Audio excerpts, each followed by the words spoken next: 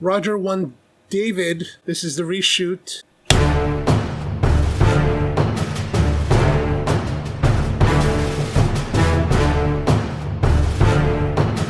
Okay, how's it going, everyone? I'm Jay from Spro Coffee. Back in October, I was down in New Jersey, and I like to go up to the Mitsuya in New Jersey whenever I'm in New York City. And there's a Daiso in the shopping center. Daiso is this company in Japan that is the 100 yen store. So it's kind of like our dollar store. So the 100 yen store, you can get all kinds of things for 100 yen. But as I was walking around, I happened to find this coffee dripper, right? And, oh, in English. Good. So this coffee dripper was something ridiculously cheap. Honestly, I can't remember how much it was, but it was super cheap. And so I bought it, and I thought that, hey, let's give it a test out to try. I'm reading this side. Coffee dripper, 2 to 4 cups, as you can see, with a spoon. Look at that, with a spoon. The shop here. All right, cut that open.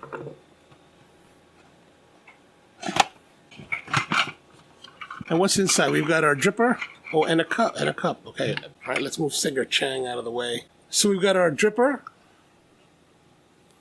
and our scooper. Don't really need the scooper.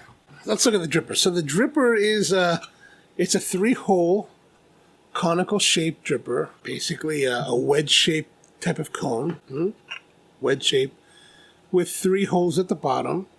So it's similar to some of the other like ceramic type of filters. Now this one, it feels cheap. There's no other way to put it. The plastic has that feeling of like, I'm just kind of cheap. That being said, it feels cheap. It's very lightweight, but it's nicely done. It's not that it's bad. I mean, if you look inside, there's ribs, right? So it's ribbed, and the idea behind the ribbing is that let's imagine the ribs, right? So each of these ribs keeps the paper filter from fully settling on the side. And if it fully settles on the side, it can kind of clog the brewing process or slow it down tremendously. And that's not really what you want. You want to have a nice, even flow through the dripper so that you can get the proper extraction rate. At the bottom here, it's imprinted with, I don't know if you can see that, but it's imprinted with the Japanese writing. So I don't really know what it says. I mean, 100 degrees maximum to -20 minimum. But other than that, I really can't read what it says. So, yeah, go figure. It's really lightweight, but it feels a little bit, like I said, it feels a little bit flimsy. Like if you compared it to the Clever is a little bit, it's thicker, but it also feels like there's a little resilience to it. Like it can take a little bit of a beating. This one has that feel, that hard plastic feel that it might not be able to take too many drops like this. I mean, it's a little bit thin. It's a little bit, what's the term I'm looking for? There's a term for it. It feels like it just can't take a beating. Like if you were to put this in a bag for travel, if you had something compressing on it, would this be able to take it, or would it just kind of be? It's brittle. Brittle is the term. So it feels like a brittle plastic. Or it could be a great thing to toss in your backpack to brew on the plane. This is the kind of lightweight kind of thing you could do if you're one of those people. But that's all right. No judgment. The filters are also made in Japan by Daiso, made from 100% virgin pulp, oxygen bleached, 90 filters to a package. And I think this is, again, like $1. I mean, it's super, super affordable. These are the 1 to 2 cup size filters. I don't really know what I was thinking. Like, this is a 2 to 4 cup brewer. It says 2 to 4 cups on the box. I don't remember why in the world did I get a 2 to 4 cup brewer, and I bought a 1 to 2 cup filter. Maybe they were out of the 2 to 4. But on the outside, if you can see this, I don't know if it'll show up, but it's got this kind of rough texture. But it's not rough in a negative way. It's just a little bit rough. It's kind of got the feel of like really high quality stationery. Like something you'd be like, wow, that costs a lot of money if you were writing on it. And then it's got the crimped sides. So just kind of like a Melitta type of filter. We open it up. Oh, that's interesting. It has a, wow, there's a silky, it's like it's coated on the inside with this silkiness. It actually really feels nice on my fingers. And I wonder why they do that. The slickness allows the water to flow through better. I'm not sure, but so that fits in here. Unfortunately, it is a little bit small. It sits a little bit lower. It would be nice to sit up higher. But I guess it's time for us to brew. So let's get to the brewing. See? Nice like that. Okay, so now we've got all of our stuff ready to go. Rinse the filter, right? We'll do the rinsing of the filter. My goodness, we really can't put a lot in there. That filter is super small. So it says 1 to 2 cups. So let's say we're going to make 2 cups, and 2 cups would be 8 ounces, right? So if 8 ounces, we're going to use our brew ratio of 2 grams for every ounce. So we're going to use 16 grams of coffee.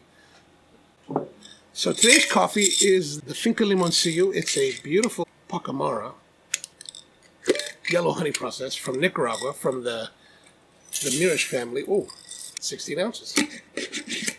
We're going to give that a nice medium grind.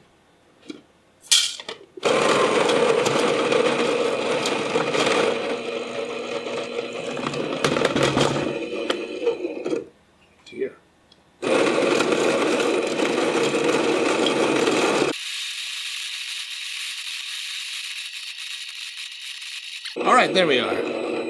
I'm using the Baratza Virtuoso, really fantastic coffee grinder for your home.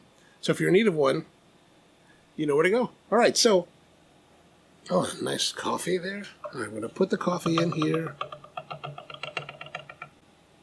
We're going to shake it around to level it inside.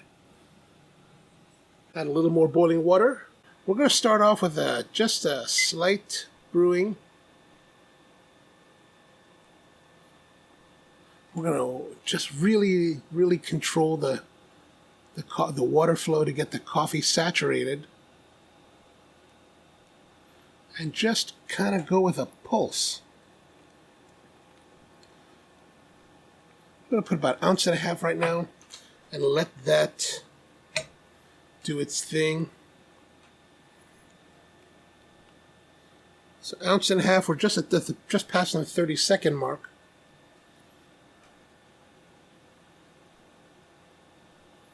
A little bit more. We don't want the flow to fully stop.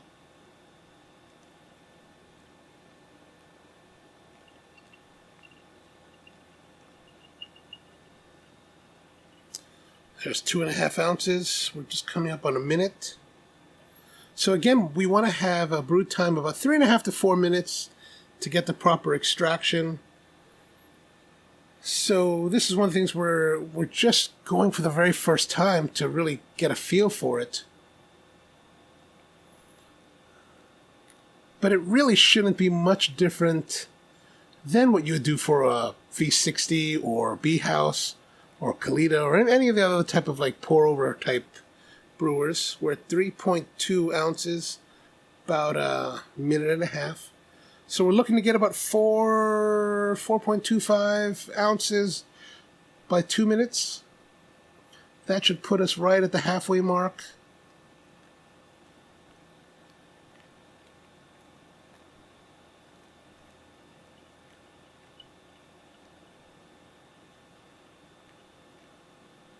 There we go, 4.3.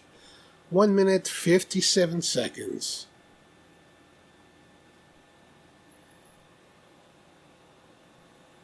The kettle that I'm using is actually, it's made by Kalita, and I got this from my friend Raymond So in Manila. This spout is actually the design of Ichiro Sekiguchi from Tokyo's Cafe del Hombre, and he had the idea for the spout and had Kalita make it for him. And so they actually make a line of these, and they're just not available in the United States, so I have to go to Asia to get them. So we're at 5 ounces, 2 minutes, 40 seconds. But this spout really allows you to do a really fine control of your brew water. So we use it here at the Café du Spro because we are brewing with the Nel drip type of drippers that they use at Café de l'Ombre. Okay, so 3 minutes, 5.75 ounces. Oh, we might be a little bit behind the curve.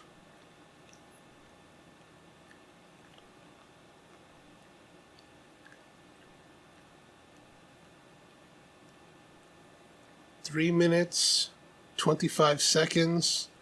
We're at 6.9 ounces. We're going to have to catch up a little bit. 3.5, 3:35, 7.5.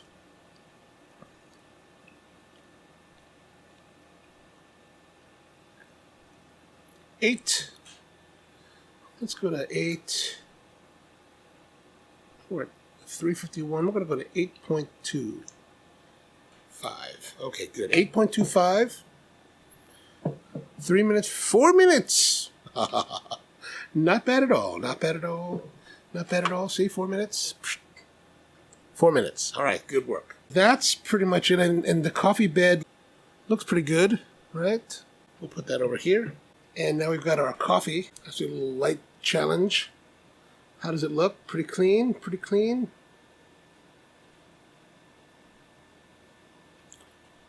Looks pretty clean. So now let us give a taste.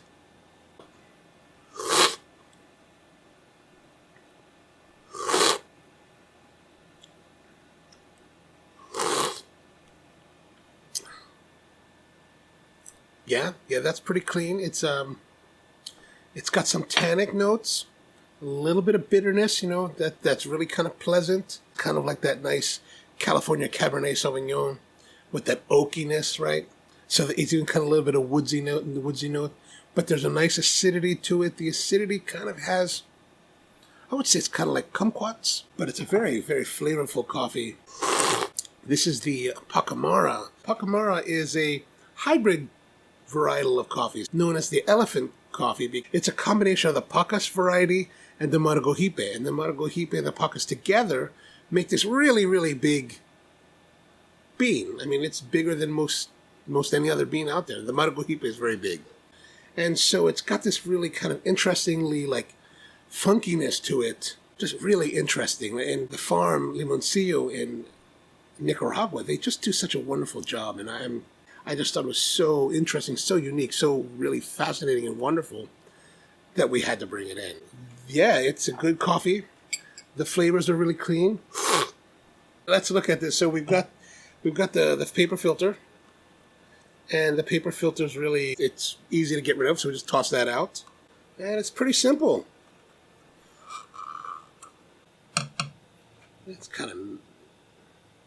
It's just simple, easy to use. I mean, you don't have to spend a lot of money to be able to make great coffee. The 3 holes here at the bottom are just enough to allow a good amount of flow. As long as you're controlling your pouring, I think you should be able to make a great cup of coffee. Winners. Yeah, so if you ever get to Daiso, I don't know if they sell this online or not, but if you're ever up in Daiso in New Jersey, or I'm sure there are other locations around the country, and you want to get a cheap and a decent coffee maker, this is a great way to go. The filters, they seem of like really great quality. I mean, these are easily rivaling the quality of like companies like Hario or Kalita. I mean, the paper quality is really nice. I do find this inner lining that's really silky feeling to be quite interesting. In conclusion, yeah, it's a great little brewer. Makes a great coffee. Simple to use. I mean, if you break it, it's not a big expense. Like if you break one of the Harios, like what, $60, and you're all sad because it's broken. But this one, you know, $3 or $4, you break it, you know, get another one, or buy 3 or 4 of them so that you could have enough to last you the rest. It'll probably last you a good 10 years if you have that. Even better, this would be a great thing to travel with. So those of you who like to travel and make your own coffee while you're away, this is lightweight, compact, and you know, if it gets stolen or broken or the TSA confiscates it, not a big loss either. So, winner. So the Daiso coffee dripper, winner, chicken dinner. Hopefully that helps everyone. Just remember to hit the like, or what do they, smash the subscription button, you know. So subscribe, share with your friends, more importantly. Send the link to your friends and let them see the love of coffee. We sell coffee, SproCoffee.com, and we'll send you great quality coffee, roasted in-house and sourced by myself. If you're in Baltimore and Hampton, come and visit our shop. Hope to see you next time. Thanks for tuning in. See you later.